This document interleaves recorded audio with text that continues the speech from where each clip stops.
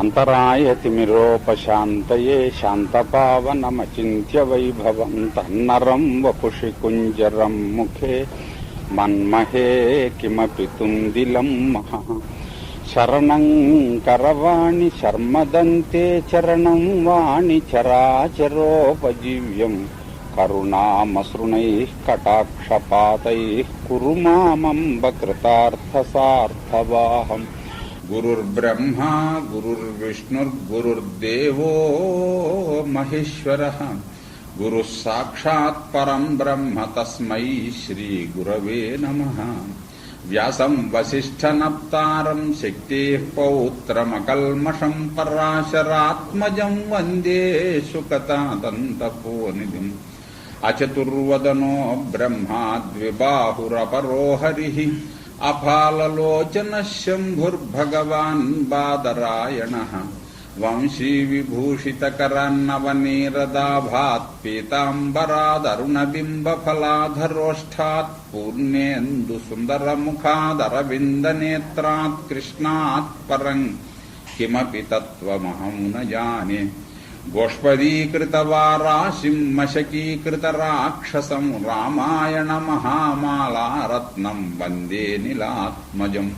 ఆపదామపహర్తారం దాతారం సర్వసంపదాం లోకాభిరామం శ్రీరామం భూయో భూయో నమామ్యహం. పూజ్యాయ రాఘవేంద్రాయ సత్యధర్మరతాయ చ భజతాం కల్పవృక్షాయ నమతాం కామధేనవే. నారాయణం నమస్కృత్య నరం చైవ నరోత్తమం దేవీం సరస్వతీం వ్యాసం తతో జయముదీరయేత్. పరమాత్మ ఎలా సమర్థిస్తాడో తండ్రిలాగా తల్లిలాగా కూడా ఆయనే సమర్థిస్తాట. స్వయంవరం అనాదృశ్యం మన్యతే చాపి పాండవః. పోనీ స్వయంవరం ఏర్పాటు చేస్తే అందులోకి రావచ్చు కదా అని అంటే తనకి దక్కుతుందో దక్కదో అని అనుకుని ఉంటాడు. పోనీ కన్యాదానం ఇమ్మని పెద్దవాళ్ల చేతను అడిగించవచ్చును కదా. పశువత్ కోను మన్యతే. ఈ ఆవు బాగుంది నీకు ఇస్తాను, ఈ గిత్త బాగుంది నువ్వు తోలికెళ్ళు అని అన్నట్టుగాను, లేకపోతే ఈ గుర్రాన్ని మాకు ఇవ్వండి అన్నట్టుగాను దానం చేస్తే పట్టుకుని వెళ్ళటం కన్యను అది వీరుడికి ఏ విధంగా సమ్మతంగా ఉంటుంది. అంచేతను అర్జునుడికి అది కూడా నచ్చి ఉండదు. అటువంటి వీరుడు మన కన్యను కోరినందుకు మనం సంతోషించాలి. ఎందువల్లంటే ఇటువంటి వాడు ఇటువంటి మనస్సు కలవాడు కనుకనే ఇతడు చేశాడు. మనలో మన మాట ఏమిటంటే మనం ఎంత ప్రయత్నం చేస్తే మాత్రం అర్జునుడు లాంటి వరుణ్ణి తీసుకుని రాగలమా? అందుచేత మనం సంతోషించవలసింది ఇంతటి వాడు ఇలా కావాలని కోరి మన అమ్మాయిని తీసుకుని వెళ్ళినందుకు. ఇది అందులో ఉన్న మేలు విషయం అనుకోండి. ఇక చూద్దాం.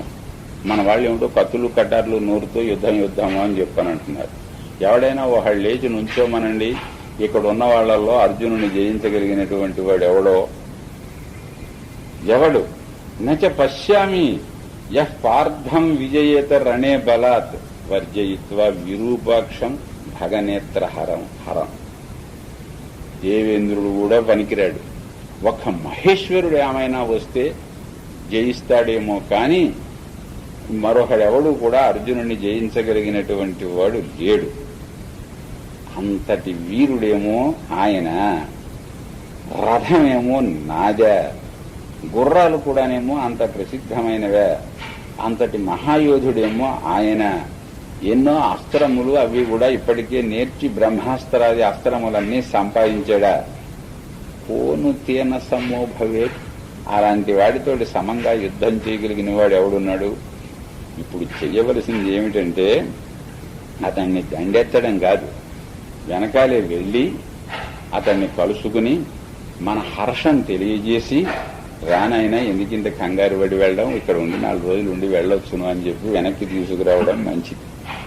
అంతే తప్ప విడిచి వెళ్లి యుద్ధం చేశాం అనుకోండి, తీరా యుద్ధం చేసిన తర్వాత వాడు మన జయించడం ఖాయం. జయించి తీసుకుపోయాడు అనుకోండి, అది అంత అవమానం మనకి. ఇప్పుడు అర్జునుడు దొంగజాటుగా తీసుకుపోయాడు.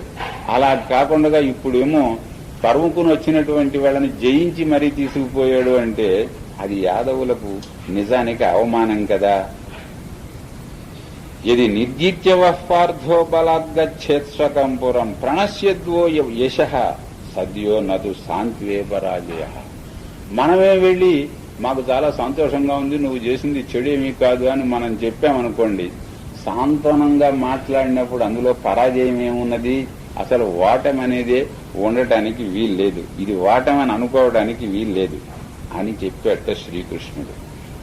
చెప్పేటప్పటికి ఇంకేమంటారు, బలరాముడే శ్రీకృష్ణుడు ఏం చెబితే అలా చేద్దాము అని ముందర అన్నాడయ్యే. శ్రీకృష్ణుడు లేచి ఇలా చెప్పాడయ్యే.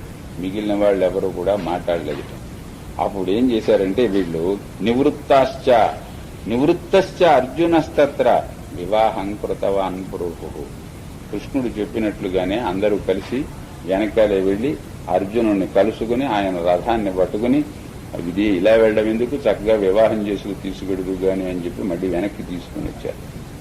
చూసారా జరిగిన కథ కిన్నో మనకి సినిమా వాళ్ళు లాంటి వాళ్ళు, సినిమా వాళ్ళు వ్యాప్తిలో తీసుకొచ్చిన కథకి ఎంత ఇదిగా ఉందో.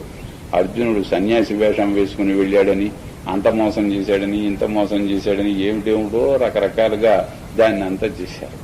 సరే మళ్ళీ వెనక్కి వచ్చాడు. ఇక్కడ పెళ్లి చేశారట అర్జునుడిని కూర్చోబెట్టి. వివాహం చేసిన తర్వాత ఎన్నాడున్నాడు, ఉషిత్వా తత్ర కౌంతేయ సంవత్సర పరాహ క్షపాహ. ఓ ఏడాది పైచిలుకున్నట్టు అత్తారింట్లోనూ అర్జునుడు ఉన్న తర్వాత అప్పుడు ఈయన్ని పంపించారు. ఈ వివాహాన్ని విజయ విలాసకారుడు పెళ్లి చాలా అందంగా చేయించాడు అనుకోండి. అది చూస్తూ ఆ పెళ్లి వర్ణనం చదువుకుంటూ ఉంటేనే మనకి ఎంత అద్భుతంగా అప్పుడు మహారాజుల ఇళ్లలో పెళ్లిళ్లు జరిగాయో కనిపిస్తుంది.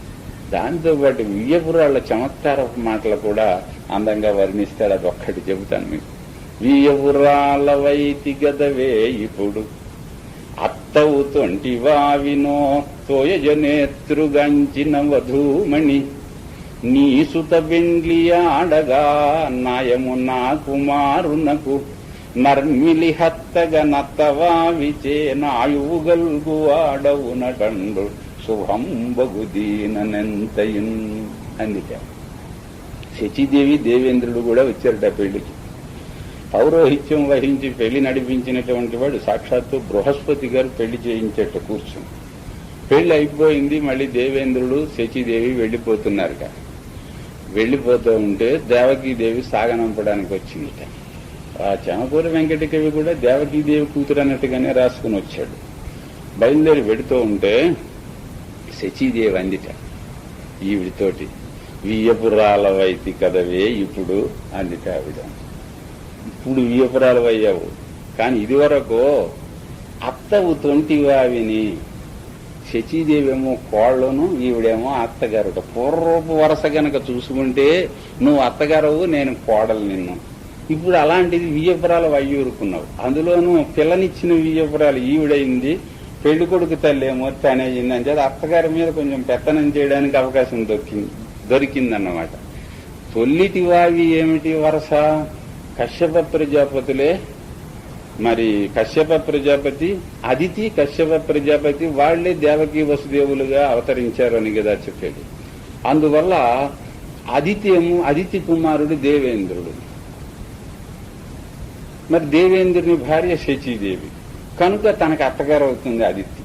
ఆవిడ కాస్త ఇప్పుడేమో సుభద్రకు తల్లి అయింది ఆ కథ ప్రకారం. కనుక తనేమో వీళ్ళిద్దరు వియ్యపురాళ్ళు అయ్యారు. తనేమో పెళ్లి కొడుకు తల్లి అయ్యి ఊరుకుంది, ఆవిడేమో పెళ్లి కూతురు తల్లి అయ్యింది. బాగానే ఉంది. వియ్యపురాల వైతి కదవే ఇప్పుడు అత్తవు తొంటివా విని ఓ తోయజనేత్రుగంచిన వధూమణి. అప్పుడు తోయజనేత్రుని కంచింది, ఇప్పుడు తోయజనేత్రుని కంచింది. అప్పుడు విష్ణువు ద్వాదశాదిత్యులలో ఒకడు. అప్పుడు అందుకే ఉపేంద్రుడు అంటారు విష్ణుమూర్తిని. అప్పుడు అత్తగారు ఉపేంద్రుణ్ణి కన్నది, పుండరీకాక్షుణ్ణి కన్నది. ఇప్పుడు కూడానేమో శ్రీకృష్ణునికి తల్లి అయింది ఈమె. అందుచేత నువ్వు తోయజనేత్రుగంచిన వధూమణి నర్మిలి హత్తగా నాయము నా కుమారునకు నీ సుత పెండ్లియాడగా అని ఒకటంది. ఈ పెళ్లి కూడా ఇది న్యాయాన్యాయముల గురించి ఇక్కడ తర్జన భర్జనలు జరిగాయని తెలుసు. అంచేతను మా అబ్బాయి మీ అమ్మాయిని వివాహం చేసుకున్నాడంటే ఇది చాలా న్యాయంగా జరగవలసినటువంటిది. దానికి తోడు ఇంకో విశేషం కూడా ఉంది అని బహుశా ఆవిడ తెలుగు వచ్చిన ఆవిడ అయ్యి ఉండాలి. అత్తవావిచ్చే ఆయువు కలుగు వాడవు నటండ్రు. ఇప్పుడు ఏమవుతుంది, సుభద్ర ఆ పాత వరసను బట్టి గనక చూస్తే అత్తగారి వరస అవుతుందట, మేనమామ కూతురు కావడం కాదు. పాత వరస ప్రకారం అయితే సుభద్ర మేనత్త వరస అవుతుందట అర్జునుడికి. అంటే దేవేంద్రునికి తమ్ముడు కృష్ణుడు కావాలి కదా. ఆ వరస ప్రకారం అయితేనో అక్కడ విష్ణుమూర్తి దేవేంద్రునికి తమ్ముడు, అందుకే ఉపేంద్రుడు అని ఆయనకి పేరు. ఎప్పుడైతే మరి ఆయనే కృష్ణుడిగా అవతరించాడు. ఇప్పుడు ఇక్కడ కృష్ణుడికి చెల్లులు అయింది అంటే అక్కడ కూడా మరి విష్ణు కూడా చెల్లులు కావాలి, దేవేంద్రుడికి కూడా చెల్లులు కావాలి. అప్పుడు దేవేంద్రుడి కొడుకుకి ఆవిడ ఏమవుతుంది, మేనత్త అవుతుంది. అంచేత అత్తను పెళ్లి చేసుకుంటే ఆయుష్ ఎక్కువ అని తెలుగులో సామెత ఉంది. కనుక అత్తవారిచే ఆయువు కలుగువాడవు నటండ్రు శుభం బగు దీనెంతయం. కనుక దీనివల్ల మా వాడికి ఆయుర్దాయం పెరుగుతుంది కనుక అనుకోకుండా మరి తిరిగి వచ్చి నీ కుమార్తెకు సౌభాగ్య వృద్ధికరమైనదే గనక ఇది చాలా బాగుంది అని ఇలాంటి చమత్కారాలతోటి ఆయన నడిపిస్తాడు. సరే, మొత్తానికి వివాహం అయింది, వెళ్ళారు, తీసుకుని వచ్చారు. మళ్ళీ కొంతకాలం ఇక్కడున్నాడు, సంవత్సరం చిల్లర. మిగతా కాలమేమో పుష్కరంలో గడిపాడు, బయలుదేరి వెళ్ళాడు. స్వస్తి ప్రజాభ్య పరిపాలయంతాం న్యాయేన మార్గేణ మహీం మహిషా గోబ్రాహ్మణేభ్య శుభమస్తు నిత్యం లోకాః సమస్తాః సుఖినో భవంతు.